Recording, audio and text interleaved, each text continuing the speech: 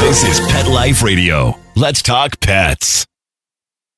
Welcome to the Human-Animal Connection Show, where we believe we can communicate with all animals. Join us as we explore the 33 principles and healing methods of the human-animal connection. As animal lovers, we know that you share our commitment to making the world a kinder place for all creatures. Together, let's embrace the transformative healing power of the human-animal connection. Hello, everyone. Welcome to the Human Animal Podcast. I'm so glad you're with us today because I have a really special guest from Switzerland, and her name is Paloma Baertschi. And since 2001, she's been a professional animal communicator. And she has held the keys to an enchanting world where humans and animals converse at an extraordinary level. And she's going to tell us a little bit about her work and her stories. And we're also going to really look at the possibility of connecting very deeply even after an animal has passed. So that's going to be what we're focusing on today. And all the hidden dimensions of the rich language of animals is going to come to life for us here today. So Paloma, thank you so much for being with us. Well, thank you for having me. Great. And let's talk a little bit about what you mean when you say you're an animal communicator. Tell us about your process and what you do. Well, I communicate not just with animals, but also with plants and other living creatures. So really, it's not just animal communication, it's interspecies communication, what I do. So I basically use conscious telepathic communication to do that. Excellent.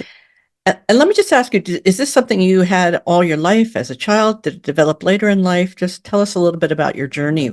Well, we actually all come into this world with one language and one way of communicating, and that's conscious telepathic communication. Conscious telepathic communication. Yes. There is also the unconscious telepathic communication, which is working all the time, really.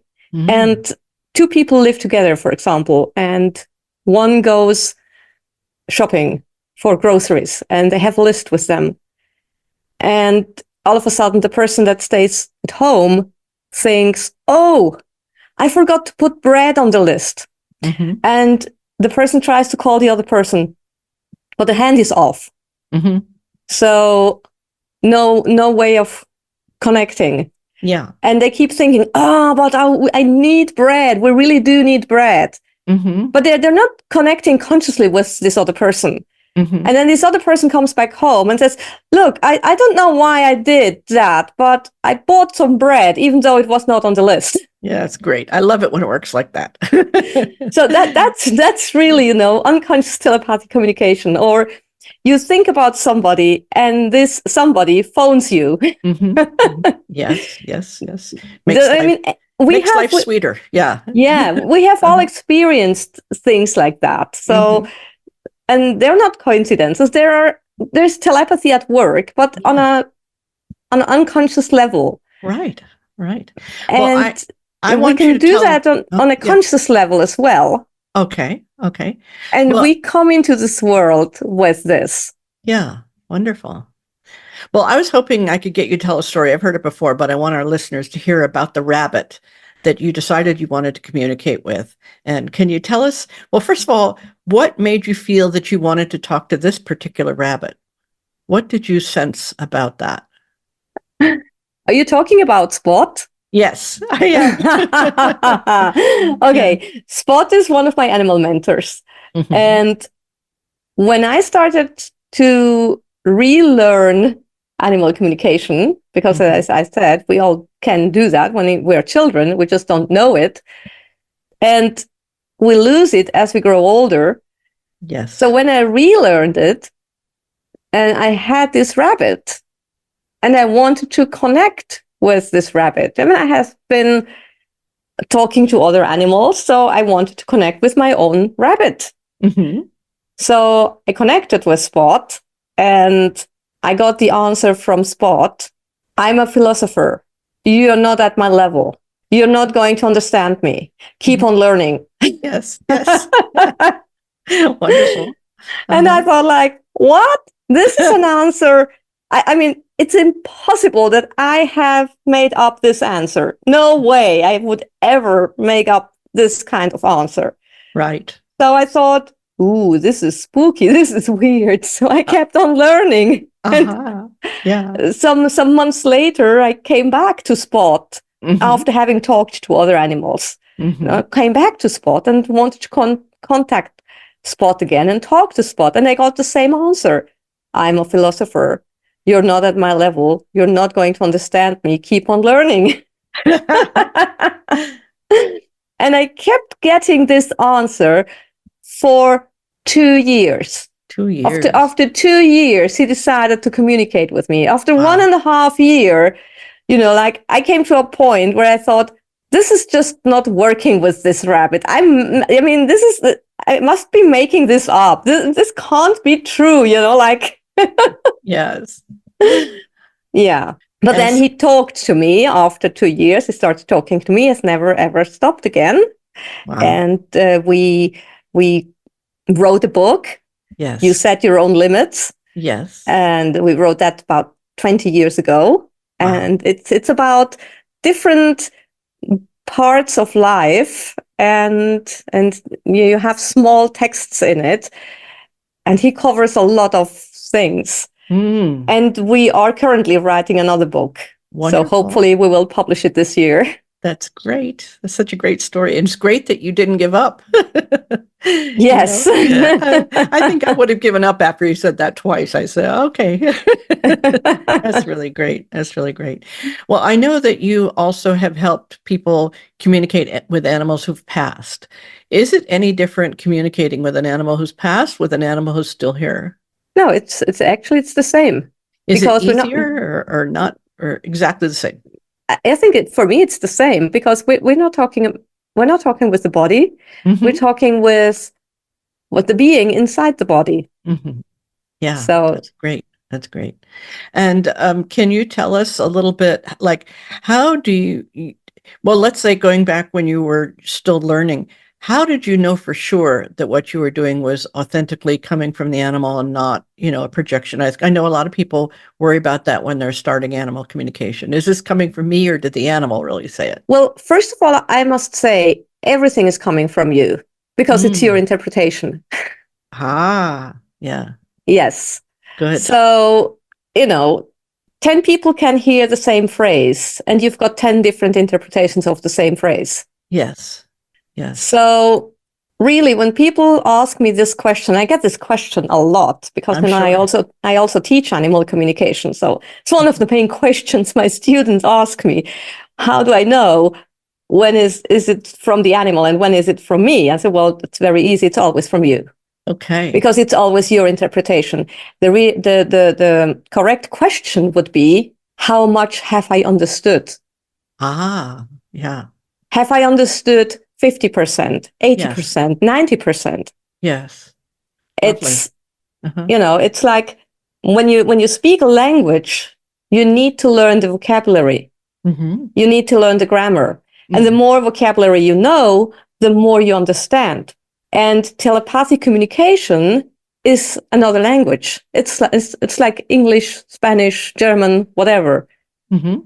And there is also a vocabulary there. And the vocabulary for telepathy is feelings. The feelings are the words. Right. So when you're communicating with an animal, you feel the feelings that they're feeling. Is that a good description of what you experience? Yes. When I communicate with an animal, I get the feelings. It's always an exchange of feelings, because if we take the word telepathy and we translate it, we get tele, which means distance, and pathy, which means feeling. Yes. So it's actually a feeling at a distance, and the distance it doesn't matter. It can be on the other side of the world. Yeah. So. Or the animal can be in the same room as you are. So it doesn't really matter. Right. So it's an exchange of feelings. Now, the way we interpret those feelings is different in every person. Mm-hmm.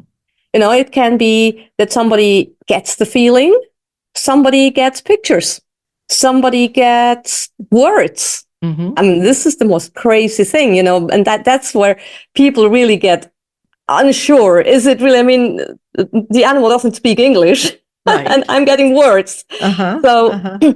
but it's their way of interpreting the feeling that the animal is sending. Yes. And the feelings are the same in animals and in humans. Because when we look at a feeling, what is a feeling? A feeling is a vibration on a certain frequency. Mm-hmm. That's what a feeling is. Yes. A feeling is a vibration on a certain frequency. And it doesn't matter whether it's a dog that feels that feeling, whether it's a cat, a mouse, a human, a horse.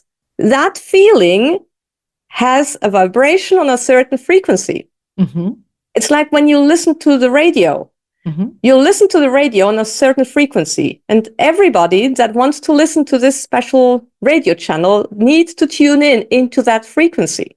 And it doesn't matter who is listening to that Right. radio channel, Uh-huh. but they need to tune into that frequency. Yes. Otherwise, they're not hearing that channel. Right. Exactly. Good. Good. Very, very clear. Well, I know you've helped me with my dog, Lulu, who was a dog that we fostered from the shelter. She was a very challenging case and we loved her very much. And there was an incident, there was a very severe bite and the shelter put her down. And I would love to hear your thoughts because you helped us through that. But just kind of tell us what you were able to see and know and what has changed since, if you've had a chance to tune into her. So for Lulu, it was a very difficult situation as well, because she didn't want the things to happen that happened. Right. And she was holding on to until you were there. Yeah. So that was amazing. I know it was amazing. I'll just tell the audience what happened is the shelter had certain rules about the euthanasia. They were willing to let us be there, but they wouldn't let us they wouldn't let us into the room with her until she was completely down. That's just their rules. And so we were waiting. The first shot should have been 10 minutes, 15 minutes, half an hour at the most. And it took almost 3 hours, I think it was, or 2 hours or something very significant. And she waited for us. And, I was able to go in and give her whipped cream and hug her and kiss her and tell her I loved her and all that good stuff before she finally left. But it was amazing how long she waited. And we knew that she was waiting for us. And we told them she was waiting for us. But of course, they didn't believe that. I don't know if they didn't believe it, but they just had their rules. They wouldn't let us go in because once you have that kind of a bite, they don't allow you to be until the animal is very far sedated. So anyway, but yeah, it was very hard. That was very hard. Yeah, and the reason why she waited was because we communicated with her beforehand, and we told her that you would be there. Mm-hmm. Mm-hmm. Yes. So she was actually waiting for you to come. I know. But one thing that maybe is also very important to know is that animals do not identify with their body. Mm-hmm. Mm-hmm.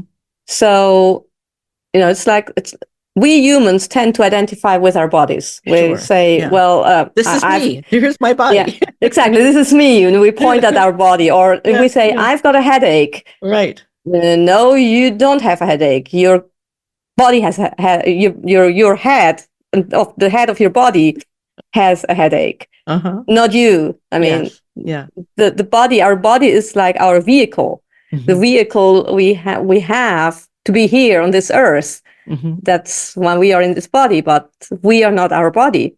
Right. And animals know that they don't identify with their body. Mm-hmm. And when I started, it was crazy because I communicated with animals that were, they were not very well, that they were about to pass, and people were asking me, well, how is my animal doing? Mm-hmm. And I connected with those animals, and I got a good feeling, oh, the animal's doing great, and they were telling me, are you really sure you are connected with the right animal? I mean, the animal is apathic. It's not hardly moving anymore. And I go like, what am I doing wrong here? I didn't understand it. I contacted with the animal, and the animal was going like, oh yeah, some of those animals were not in the body anymore, but I didn't realize that. Wow. Animals tend to go out of the body when they are, for example, when they are in pain or something like that, and then they go out of the body, and then they come back in, and then they go back out again, and sometimes they just practice, leaving the body. Yes. But for me, then I had no idea. I had no clue what was going on. Yeah.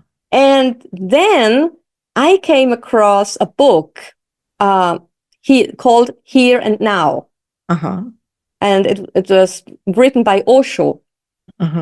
And I because you have to be in the here and now to communicate with animals. Right. That title captured my attention.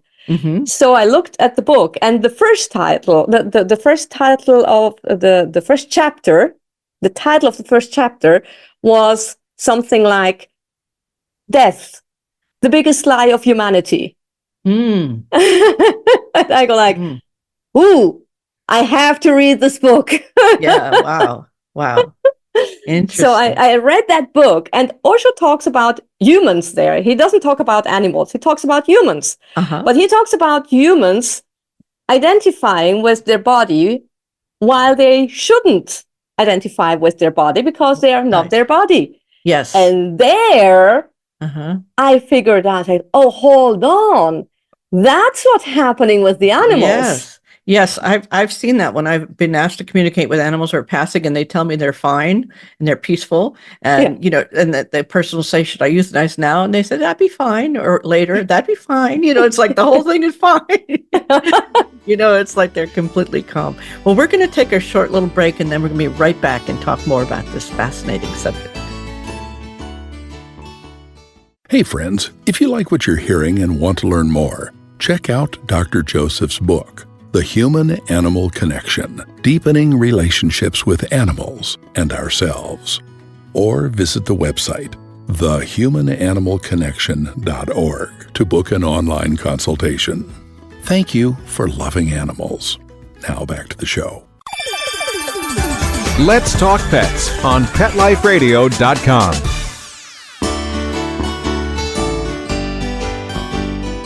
Welcome back to the Human-Animal Connection. I'm speaking with Paloma Baertschi, and we are speaking about animal communication. And I was just so curious. I wonder if Lulu would like to say anything about this conversation that we're having today. Yeah, so the information that I get from her is that she has been very happy to be with you, that she is always with you, that she still is with you. And actually, what I told you before, she will come back and you will find her. Yeah. But then she doesn't want to come as a foster. She actually then wants to stay. Yes, totally understood. Well, it's very, very funny because there is a dog that looks like Lulu, not at all like her behaviorally, but is a wonderful therapy dog. So, but I know Lulu is still on her way. So I'm glad that she's doing well, right? Is she happy now? What's she up to? What's her life like now in the beyond? I know a lot of people wonder that. So we'll just take a look at Lulu's world, and I'm giving Paloma a chance to tune in. So when she's ready, she'll tell me. Yeah, so I can see her jumping around, like running around and jumping around and really having fun. And I get the feeling that she is with when you're working with therapy dogs, she is there.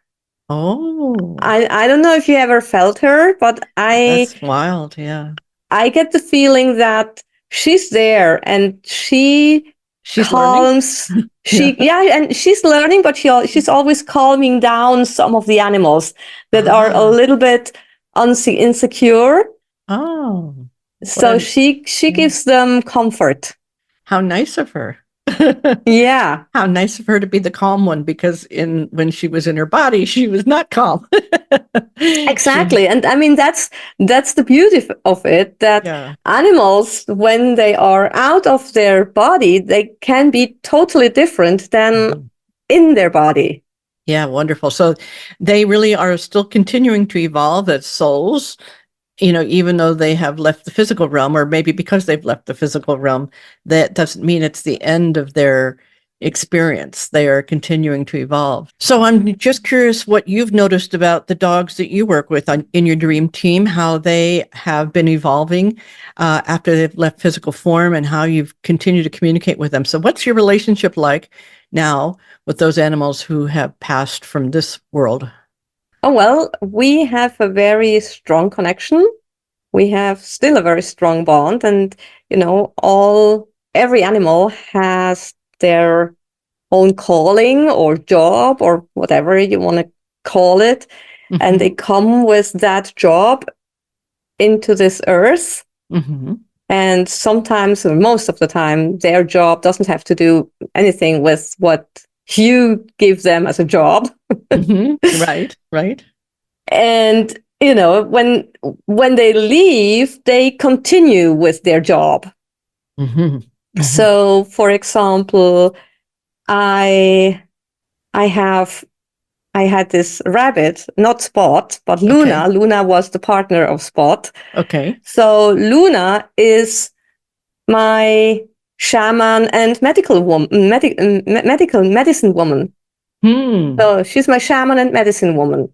Wow. And Spot is the philosopher, and he is still the philosopher and the mentor. And what I have learned from them, and that they can go and check out situations that they couldn't do when they were in their bodies. Wow. Obviously. Yeah. Like I have people calling me and asking me, can you ask Luna whether she can see what the condition is of this and this animal? Or sometimes even people say, I feel a little bit awkward. Can you ask Luna what's the problem with me? Yeah. Wow. And I go like, we can't make a diagnosis or anything like that. We're not a doctor and not a vet or anything like that. And neither is Luna. So we can only give you some indication, maybe. Yes. But very, very often when Luna says something, and then people go to the vet with their animal or to the doctor, and then they say, well, could you maybe check on this? Right. And they do check on this, and it's the right hint. Yes. Wonderful. And of course, that person doesn't say, this rabbit told me. No, of course not. Or another thing that Luna does very often is when there are people that need to go to the vet with their animal. Then I ask the person, do you want Luna to come with you? And then they say, yes, please. And the reason, no, this is a crazy story. Okay. The moment I realized the power of Luna, that was a client of mine, and she had this dog, and this dog wanted to have babies. And so she coupled her up with a dog, and they had an accident. Oh. Yeah. While the other dog was mounting her, there was an accident. So she had to rush to the hospital with the dog. And she called me. And then she said, what do I do? Yeah. And I talked to the dog, and the dog said, I don't want to be neutered at all. So I said, well, something was broken inside, Oh. And then she said, well, okay, let's see what the person at the hospital say. And Luna then said, I can assist. And I go like, okay, whatever. If you want to assist, you can assist. So I told my client, Luna is assisting. Back then, I had no clue what was going to happen. No clue. Uh-huh. So she rushes to the hospital. The dog gets operated. And at some point, Luna contacts me and says, everything has gone fine. Uh-huh. That was the only information I got. Everything has gone fine. Uh-huh. So I call my client and I say, everything's gone fine. And then she says, I haven't heard from the hospital yet. Have they neutered her? And I go like, well, if Luna says everything has gone fine, probably not. Yes. Yes. And then half an hour later, she calls me and said, the hospital has called. And she had talked to the vet himself that made the operation. Yeah. And the vet said to her, well, something very strange happened. We haven't neutered her, but it was so strange. I thought blindly. It was like somebody was guiding my hand. Wow. Yeah. Wow. I mean, I get goosebumps just telling the story. Definitely. I mean, she knew who it was. I knew who it was. Obviously, she didn't tell the vet. Right. A rabbit's going to be helping you with the surgery. But I mean, that was the point where I realized that Luna was amazing. And you know, sometimes Luna actually goes with the people to the vet just to calm the animals down. Yes. And I have had from, you know, feedback from clients telling me, oh, can Luna come? Because when Luna is with us, then my cat is much calmer at the vet. Oh, yeah, that's so sweet. And did that dog ever have puppies? Unfortunately not. Okay. No. Yeah. No. Yeah. But that's just amazing that, you know, that the way animals can serve. I mean, just... Well, she didn't have puppies, but, you know, there is this, and a lot of people will probably relate to that there are some times where it looks like a dog is pregnant. I don't know what you call that in English. Yeah. Where it looks like a dog is pregnant, but it's not. Okay. Yeah. You know, like it's like they're going through all the phases.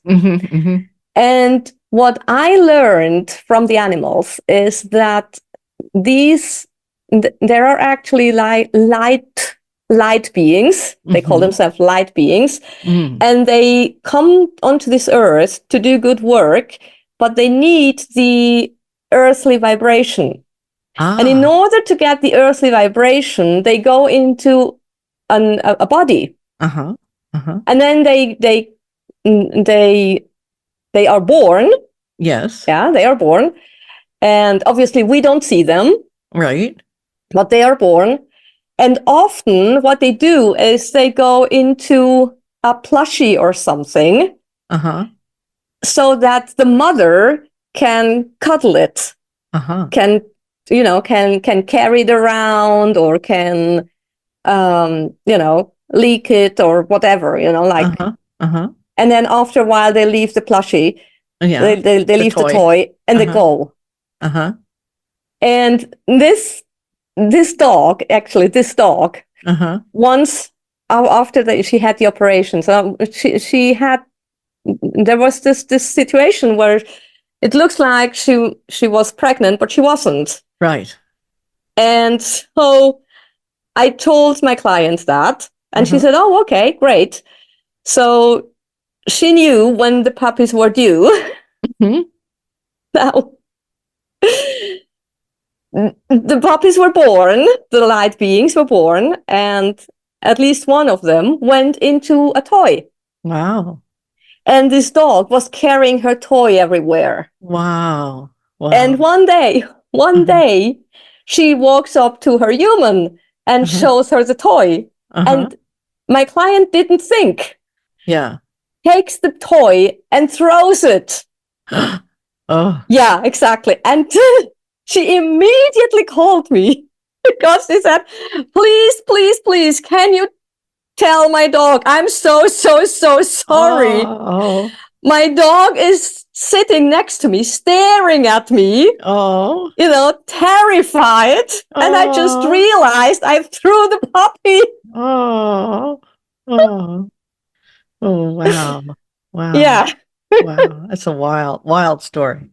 Well, yeah. And, dogs sleep a lot. And I'm just wondering, do you feel that when they're sleeping, sometimes, like, say, during the day or whatever, that they're doing inner work, that they're up to something else?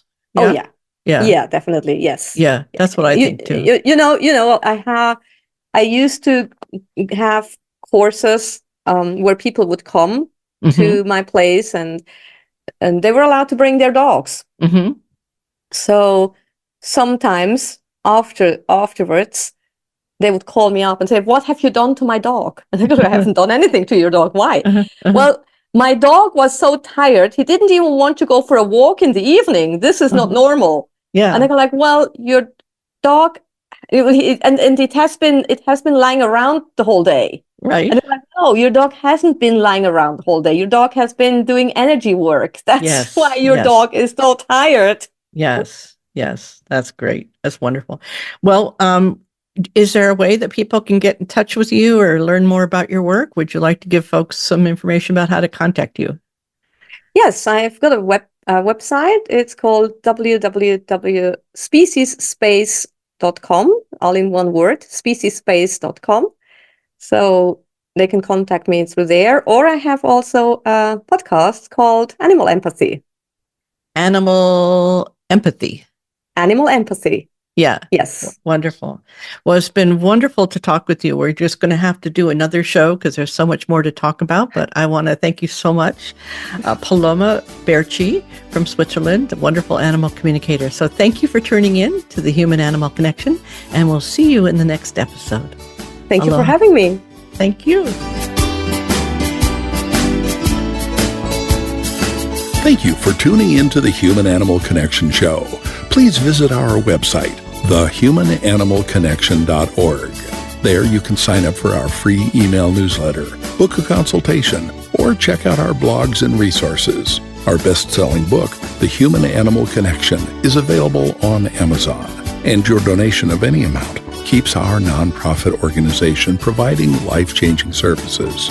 You can reach Michael Overly, author of Let Your Dog Lead, Musings on How to Create an Exceptional Life, on his website at dogsandmen.com or email michael@dogsandmen.com. Let's Talk Pets, every week on demand, only on PetLifeRadio.com.